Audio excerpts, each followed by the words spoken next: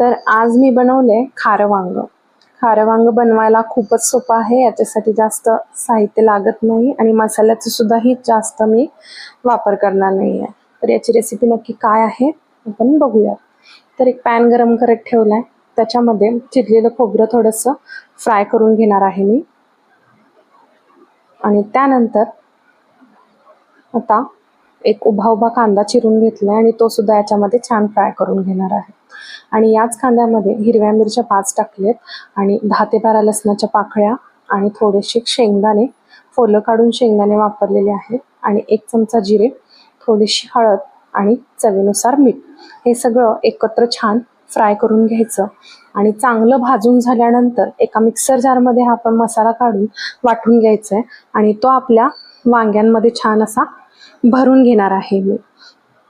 तुम्ही बघू शकता आपल्या मसाल्याचं टेक्स्चर कसं आहे आणि सगळ्या वांग्यांमध्ये हा मसाला मी भरून घेतलेला आहे. तर हा आता वांगी कशी शिजत घालायची, तर याच्यामध्ये थोडंसं तेल एका पॅनमध्ये गरम केलं आणि जिरे, मोहरी, कढीपत्ता आणि थोडासा कांदा घालून ही सगळी वांगी मी त्याच्यामध्ये शिजत ठेवली. डायरेक्ट पाण्याचा वापर न करता वाफेवरच मी ही वांगी शिजवली. तुम्ही आपल्या वांग्याचं टेक्स्चर बघू शकता किती छान झालेलं आहे. असं हे भरलं वांग आता आपल्याला खायला तयार आहे. धन्यवाद. Bye bye.